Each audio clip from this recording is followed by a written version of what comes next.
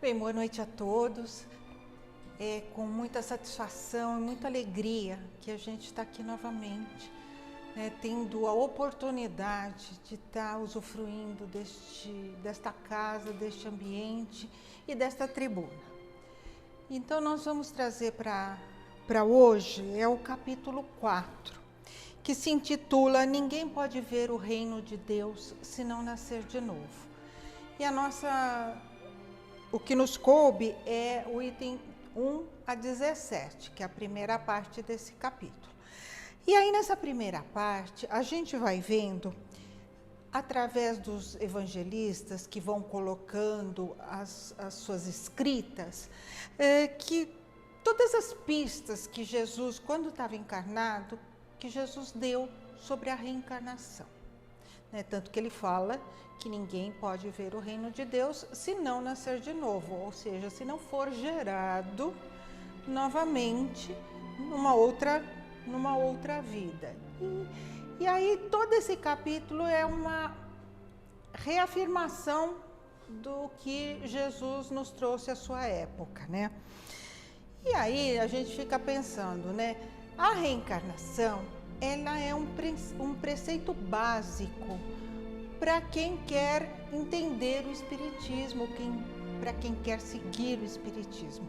Porque se a pessoa não aceitar a reencarnação, vai ficar um pouco difícil, de ela entender os preceitos espíritas. Porque todos têm uma base ou têm uma ligação com a reencarnação. Então, se a pessoa falar, não, eu não acredito em reencarnação, então não dá para ser espírita, certo? Ela vai ter que ver aonde ela se sente melhor, E como a gente viu nos outros capítulos, que foram apresentados antes de nós, sobre os mundos, que temos diversos mundos que são habitados, praticamente todos, Então a gente tem bastante lugar e bastante condições para a gente nascer e renascer, quantas vezes forem necessárias, como já foi dito, Então isso é razoavelmente simples, mas a gente, partindo então desse pressuposto que todo mundo aceita a reencarnação, todos os que são espíritas aceitam a reencarnação, seria muito tranquilo e muito fácil, tá bom, mas aí a gente tem que analisar um outro ângulo disso, Para que a gente tem que pensar, para que a gente reencarna, Para que eu reencarno, eu morro, eu volto, eu morro, eu volto, A gente tem que ver que a gente vem, a cada reencarnação, a gente vem reaprender coisas, Coisas que a gente não aprendeu bem no passado, coisas que a gente não teve capacidade para fazer legal em outras vidas, Então a gente vem para reaprender esses pontos, E também vem para aprender coisas novas, Porque senão nós vamos ficar sempre com um progresso muito pequeno, não que ele não exista, mas seria um progresso muito pequeno. Então, a gente reaprende coisas que a gente já viu de uma maneira mais correta, de uma maneira melhor, e a gente aprende coisas novas, Então, a gente vem, essa a finalidade da encarnação, porque com tudo isso nós fazemos o nosso progresso espiritual. Então, a finalidade da reencarnação é o nosso progresso espiritual. Cada vez a gente vai progredindo um pouquinho e vai angariando informações, coisas novas para o nosso eu. Só que aí, tá bom, a gente sabe isso, legal, e aí? E aí tem uma mensagem do Emmanuel no capítulo Fonte Viva, a mensagem 56, que ela se intitula, Renascer Agora, que ele está falando desse mesmo capítulo, Nós temos que renascer nesta vida mesmo. Nós não precisamos esperar outra vida, nós não precisamos esperar morrer para ter uma outra reencarnação. Nós podemos, nesta mesma encarnação, renascer. Aí a gente fala, mas como assim, né? Se eu não morrer, como é que eu vou renascer? Enfim, né? Mas a gente vai... Esse renascimento é um renascimento interior, né? Onde a gente vai tentar jogar fora aquele nosso eu antigo, cheio de vícios, que eu digo de fazer as coisas sempre da mesma forma, de fazer coisas não tão bem feitas, mas continuamos fazendo, né? E começar a fazer esse renascimento, essa mudança interior. Então a gente pode, né? Muitas das vezes a gente tem a mania de dizer, né? Eu sou assim mesmo. Não, quem sabe na próxima encarnação eu venho melhor. Aí você fica pensando, por que na próxima encarnação? Se eu posso pensar nesta encarnação, como fazer diferente? Eu tenho que ser assim, errado, torto, chato, o resto da minha encarnação? Não necessariamente. Eu posso fazer as minhas modificações, né? Eu posso mudar, né? Porque nessa mudança, quando eu me proponho a fazer alguma coisa, ela se torna mais fácil, né? Porque eu estou disposto a fazer alterações, né? Então, a palavra, o pensamento, nesse momento, eles têm muita força, porque eles vão estar nos impulsionando para que a gente faça as coisas de uma forma diferente, né? Para que a gente conduza a nossa vida de forma diferente, né? E isso é essencial, porque a gente não fica, a gente se esforça para não ficar viciado nas coisas que a gente já faz e já é daquela maneira, e a gente vai tentando gradativamente, né, mudar a nossa vida, os nossos hábitos, os nossos comportamentos, né, fazer pequenas mudanças que vão nos dar grandes conquistas, né, porque às vezes a gente pensa, mas eu vou mudar só um negocinho, que diferença que isso vai fazer no mundo?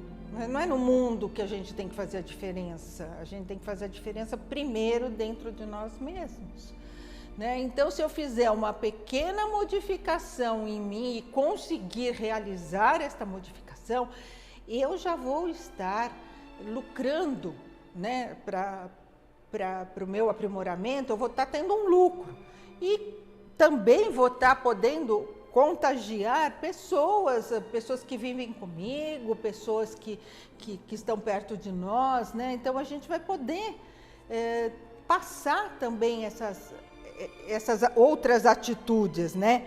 Então a gente vai querendo cada vez mais fazer esse esforço da mudança, né? Vamos supor, se a gente é magoado, eu sei que é muito difícil. Mas a gente não pode falar que é muito difícil, porque senão a palavra reforça. A gente tem que falar assim, eu consigo, né? A gente tem que pensar no eu consigo. Então, uma pessoa nos magoa, né? Primeiro nos magoa porque a gente é orgulhoso e a gente acha que a gente não pode escutar coisas diferentes daquilo que a gente quer escutar, né? Mas, enfim, vamos lá, a pessoa nos magoa. E aí a gente tem que tentar compreender o que aconteceu naquela situação.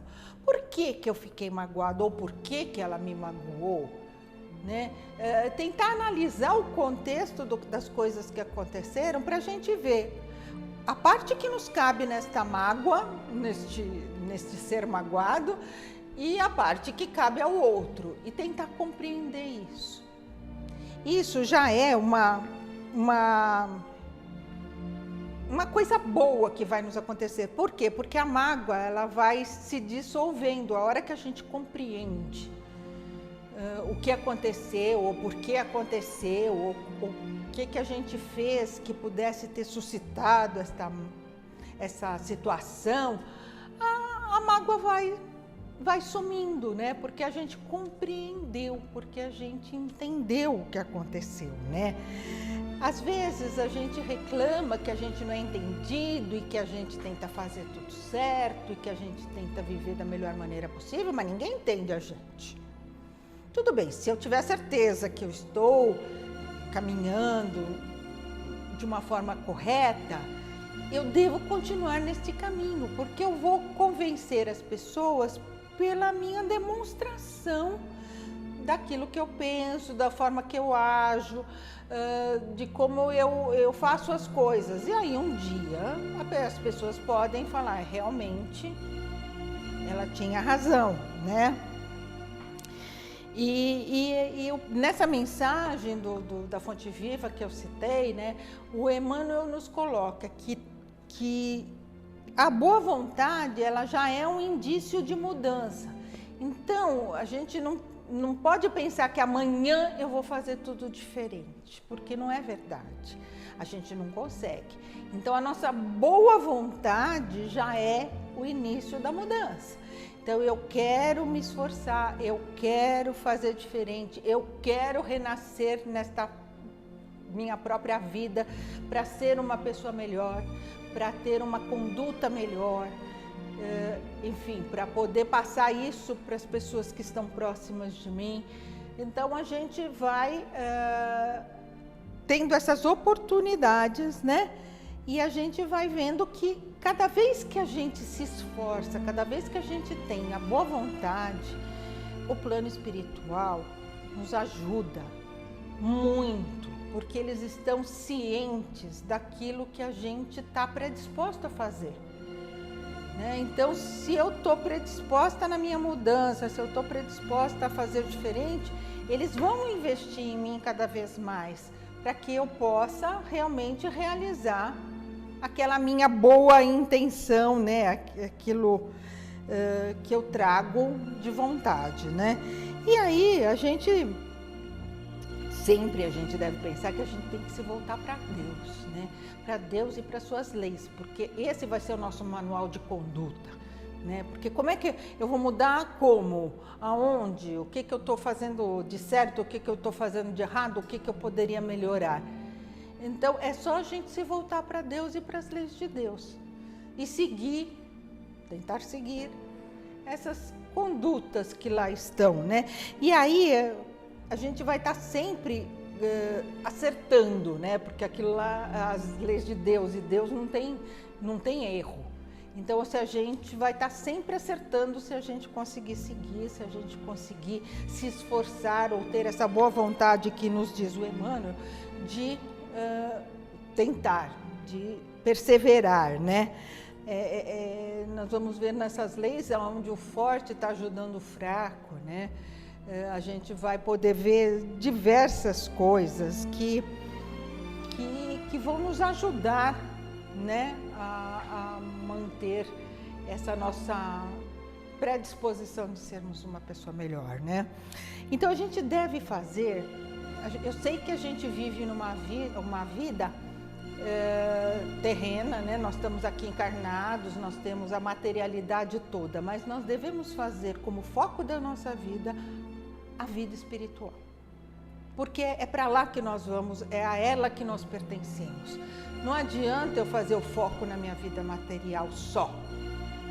Eu tenho que cumprir algumas coisas na matéria, óbvio, mas o meu foco de vida deve ser o espiritual, né? Então, novamente, reprisando o que o Emmanuel nos fala, vamos renascer agora. Vamos renascer agora antecipando a vitória sobre nós mesmos. Para que nós vamos esperar mais 10 encarnações para fazer uma coisinha diferente? Se eu posso fazer agora. E eu acho que todos temos condição, né, por menor que seja,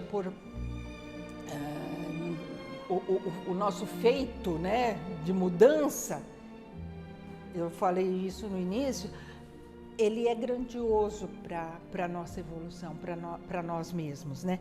E aí, gente, de qualquer maneira, né, querendo ou não querendo, nós vamos sair dessa vida, né? E para ela nós vamos voltar.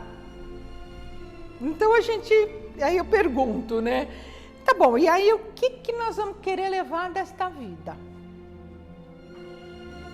É uma pergunta que a gente sempre se faz, né? O que eu quero levar desta vida? Eu sei que eu vou partir. Qual vai ser a bagagem da minha mala? Qual vai ser a minha bagagem para levar para lá? É uma coisa para a gente tá dando uma pensadinha, né? E aí a gente vai querer voltar em um dado momento, né? E como é que nós vamos voltar? Nós vamos voltar dependendo a nossa reencarnação vai depender muito das nossas necessidades. Então, quanto melhor a gente estiver, melhor nós vamos voltar. A gente vai ter uma condição de vida ao renascer melhor. Por quê? Porque nós já nos tornamos pessoas melhores. Então, eu sempre brinco que eu falo que mais da metade da minha história, da minha próxima encarnação, eu já escrevi. Porque as coisas que eu fiz e vivi, conscientes ou não consciente, elas vão pesar.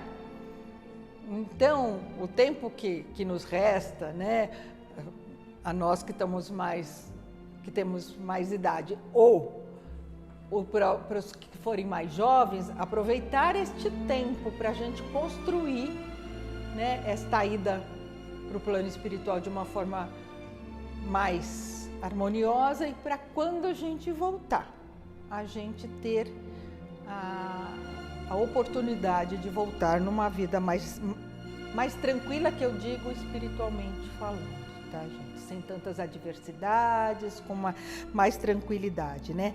E vamos sempre, sempre, sempre acreditar em Deus, no amparo de Deus, no amor de Deus, né? Ele sempre vai estar nos amparando, sempre vai estar vendo os seus filhos com todo o amor e com toda a grandeza que lhe é inerente, né? Então vamos aproveitar e vamos renascer de novo agora nessa vida. Que Jesus nos abençoe.